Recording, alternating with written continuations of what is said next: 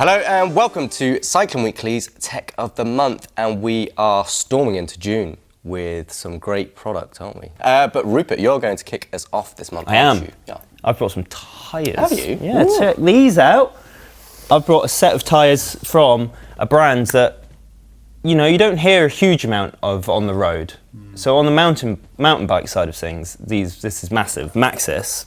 Yeah, they kill it on mountain bike. One of the biggest tyre brands in the world for both road and mountain biking. But it just feels like on the road side of things, you just don't really hear about Maxxis quite as much. No, you don't. So Maxxis have been around for ages. They've been making tyres since 1967. So, you know, they're an old... Older than me. Yeah. Really? They're an old company, but they are much better known on the mountain bike side of things, where they have a pretty iron grip. They are the go-to tyres. Yeah. Yes, definitely. So these tyres are the Maxxis High Road tyres. Now the High Road line has been around for a little while. For a good while now, I think. Yeah, but these updated models are not yet released, so not available just yet, but they are imminent any time now. So these have been updated, and I'm going to take them out of the box so we can see them a bit better. So a nice little 25mm tyre. This? Yeah, so the High Road is basically high performance road going tyre.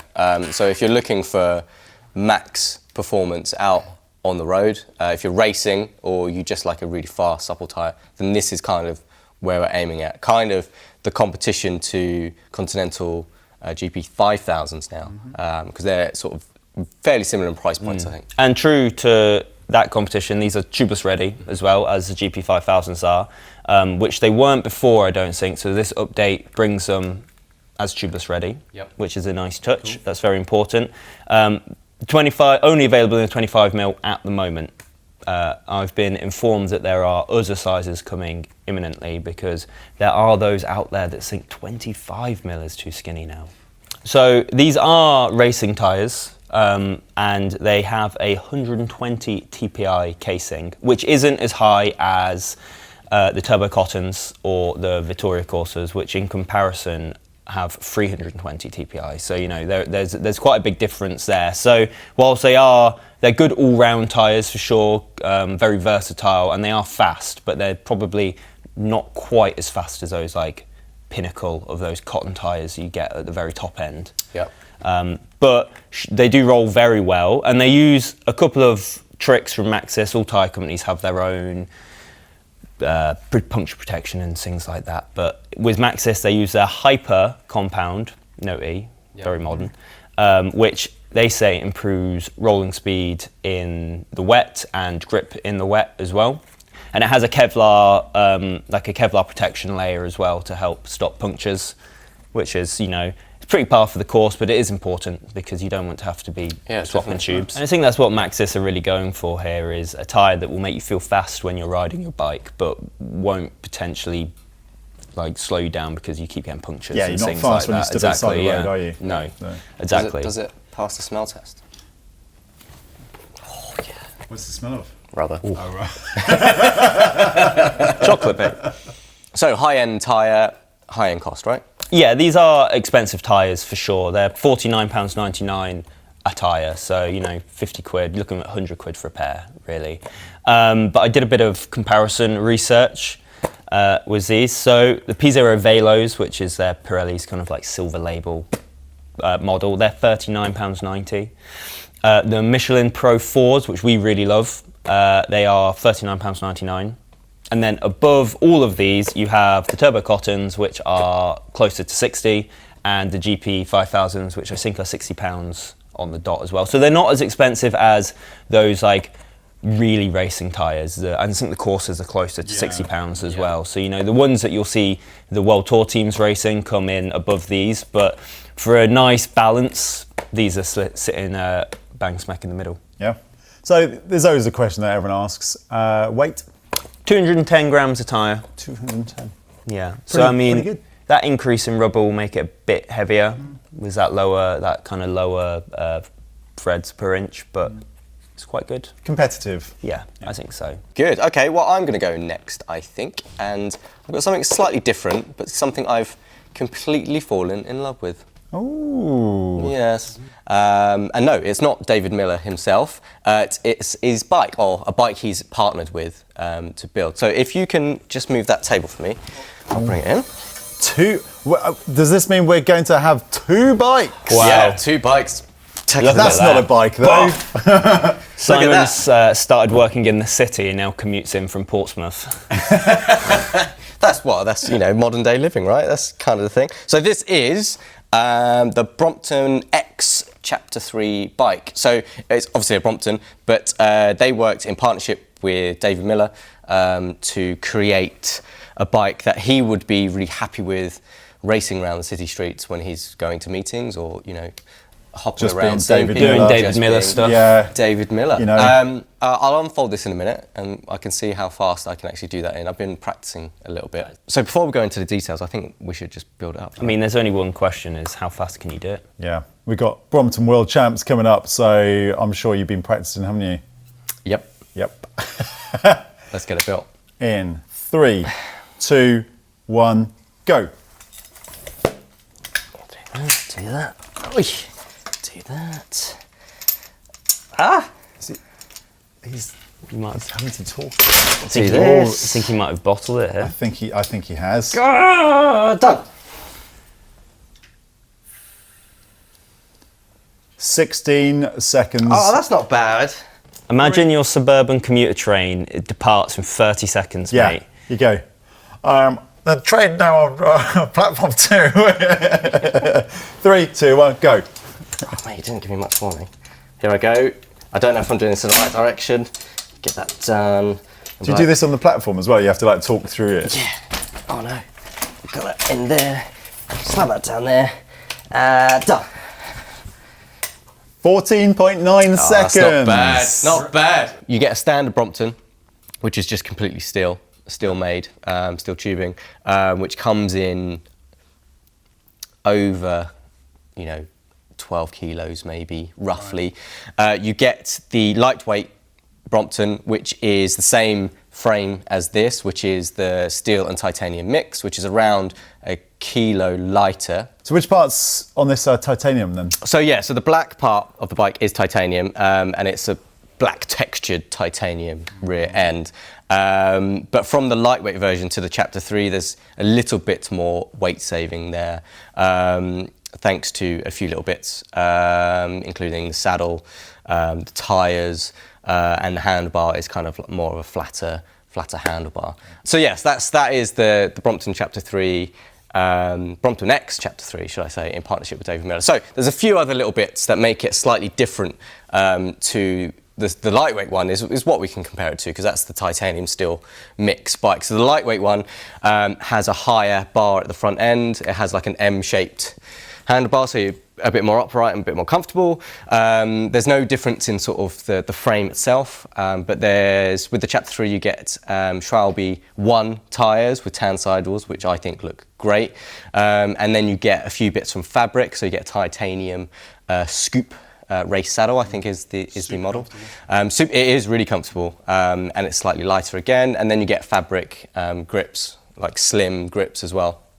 And the handlebar is straight on the Chapter 3 one, so you're a bit more lower, a bit more aggressive.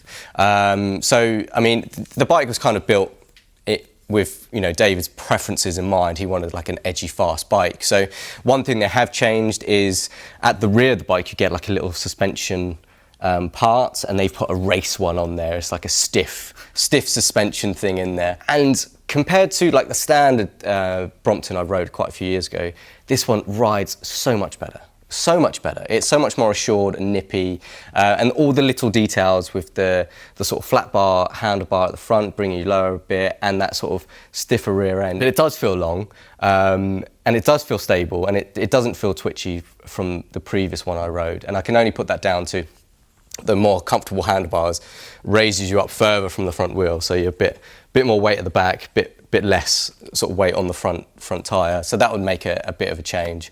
But the sort of racier tyres will make a difference. They're 30 mils on there as well, so classically modern. A bit of extra stability. Just a lot smaller. Yes, just a lot smaller. So it has really changed my view on the Brompton and sort of the way it feels and rides. I've really enjoyed it. Price. So this is something that I've kind of discussed with a few people, actually, Brompton users, that, you know, I've met. You know, I'm a Brompton guy now. There's a club. do you have a like proper wave or something? Yep. And then when they take their hands off, they and carry on going again. The Brompton's very stable. You can take your hands off the handlebars, I must add. But we were trying to compare the lightweight version, which is £1,700, or just thereabouts, compared to this, which is just under 2,000. So it's £200 more-ish for a paint job. For a paint job, and then the saddles and the bars change, and the stiffer suspension, and the tyres. And it's, you know, is all those bits added together worth £200? I'm not entirely sure. I do need to ride the lightweight version, which I haven't done. But as that bike stands, it is a bit more expensive. But I really do like it. It's a nice bike. So yeah, that's it. That is the Brompton Chapter 3 from me. There you go. Just leaves me now, doesn't it? So I've brought something a little bit unusual. Okay, this is from British brand USE, or Ultimate Sports Engineering. And obviously we're getting into lots of gravel riding, adventure riding, and you talked about having a bit of sort of like suspension comfort. Well, USE produce one of these. Is that a dropper seat post, mate? No, this isn't a dropper seat post. Everyone keeps saying it's a dropper seat post, but this is their suspension seat post. Oh, okay. It's the Ultimate Vibe post. Now, it kind of makes a lot of sense. So what this does, it provides you with 50 millimeters of movement. So sprung movement wow, to keep that's a you lot. comfortable.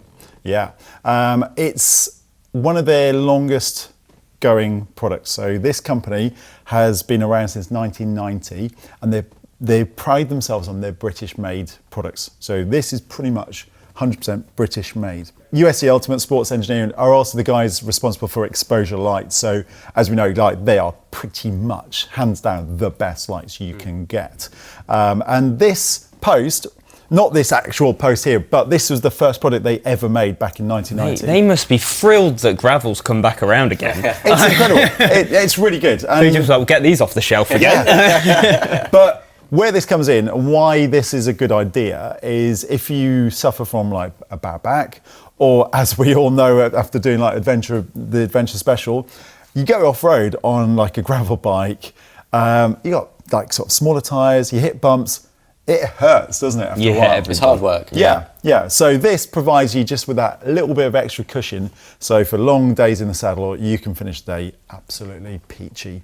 So it's really good. And the other good thing about it is, because there are moving parts in it, obviously things can wear out. Yeah. But this is pretty much 100% user serviceable. Right, okay. So you can take it apart yourself, and you can swap things around, make things work. Yeah, because I noticed you've got a few little parts here. Yeah, you've brought some broad beans with you, mate. There's some broad beans, yeah, and I've got some Chewits. Yeah, some chewits. What are you doing? So what these are, so this is basically what's inside the post. So there's these elastomer sort of suspension units, and then a coil spring. So all of these combine to effectively give you that sort of like suspension. And the reason why we've got different colours is they do 3 different levels of suspension. So it goes on rider weight. So they have soft, medium and hard. And effectively what we're looking at is soft is for riders up to 55 kilos, medium if you weigh up to 80 kilos, and then hard from 80 to 100 kilos. So looking at how much you weigh, then you look at how much you can actually sort of like, you set it up so it actually get that proper movement from it. It's also got a little bolt at the end here that you can tighten so it's preload, so you can actually fine tune how that is. So if you don't want it to be too soft, then obviously you can tighten it up, and vice versa. A bit weighty. Yeah, obviously it's heavier than a normal seat post because you've got all the moving parts. Well, is that locked out, mate? No, you're just weak. But it weighs around about 400 grams. So it is like twice the weight or a bit more than a normal seat post, but for the level of comfort you get, and where it is, you forget you've got it on there. ready, you know, you're just going to be sort of like so By the happy. time you're laden down was all of your stuff as well anyway. This is it. So if I was to buy this, how much would it cost? £120. Okay. So it's actually, you know, for the level of British-made engineering, that's a really, really good price. And to transform your bike, if you're finding it too uncomfortable or there's something you need for cushioning at the back, then yeah. And I know people will probably sort of say, well, what about like your saddle height? Is like your pedaling, you know, is it going to sort of like make too much of a difference? Well, that's why it's like just a 50mm. So when you sit on it, there's going to be a bit of sag anyway, so you'd have to adjust your saddle up a little bit more anyway. But you've got a bit of movement, but it's not that noticeable, and especially on a gravel bike or a bike that you're going to be doing a lot of touring on, you know, that efficiency isn't going to be as crucial as on like a full-on race bike. Great bit of kit.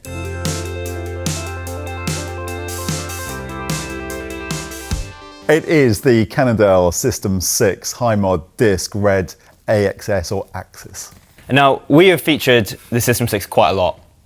It was in our Editor's Choice videos. All three of us have spent time on this bike in one form or another now, and it's really, really, really good. If you were to ask somebody to draw an aerodynamic bike, this is probably where they'd end up. I mean, it's beefy, isn't it? It's huge. The tubing's massive, but really like sculpted. Like the lines, like you were saying, are really clear to see. Like you can almost see the pattern of the airflow on the bike and the way it's formed and the way it's put together. So this is their high mod, right? This is their top end carbon, the best of the best carbon that Cannondale provide, right? Yeah, so it's got more sort of like ultra and high modulus fibres, carbon fibres in it. So it means they can build it lighter and stiffer and use less resin. So it is the lightest one that they do.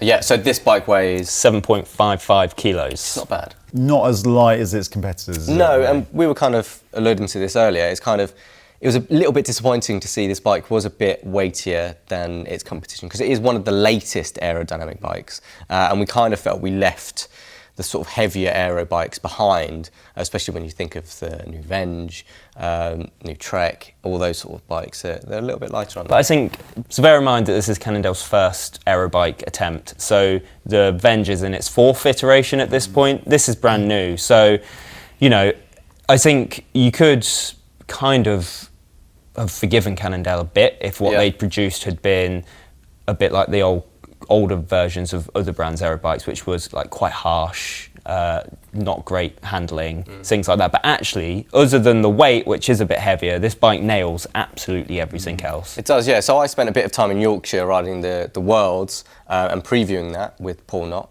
and I was on a Cannondale System 6, and I was like, you can't feel that weight. It hides that weight very, very well, and the World's course is very hilly, and despite the really deep 64 knot wheels, I was like, this bike handles so nicely. For an aero bike, a race dedicated aero bike, it didn't feel like that. Yeah, it's like what I like about it is like you can flick it from one side to the other, and like it doesn't feel like a big sail that's kind of whoop. It's just really, really nice and fast, isn't it? But this particular model comes with the new SRAM Red AXS, which is super cool. Oh, it's so good. Yeah. But what's amazing is when you then go back onto like the old Red, like sort of like ETAP, and you know, you used to think that was really good. Go to this and go, oh my God, this is incredible. Better. Yeah. But the good thing, because the SRAM Red ETAP Access group set is actually quite pricey.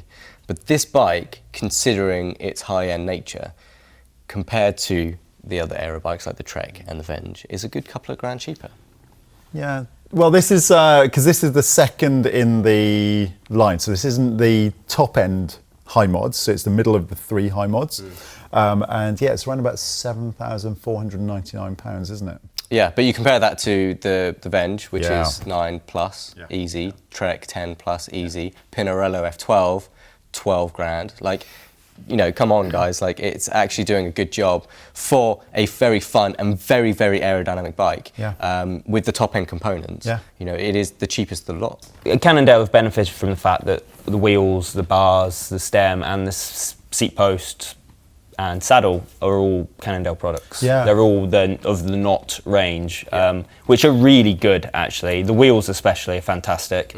So it's just a really nicely put together bike, really. It is. And special mention to that paint job, which is nice. absolutely spectacular. I really like it. I know, I think there'll be a lot of people going like, well, it's not really doing anything because it's quite muted, but I just love it. I thought it was really boring. When we got it out of the box and stuff, I thought, oh, it's really boring, but it pops. Like when you're outside, it's really good.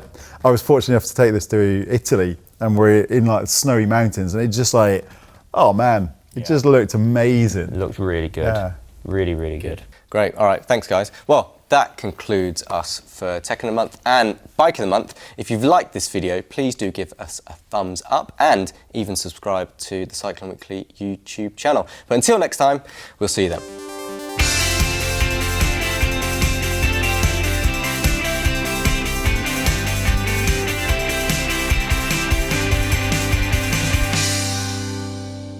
ETAP. No. Cannondale System 6 High Mod Disc.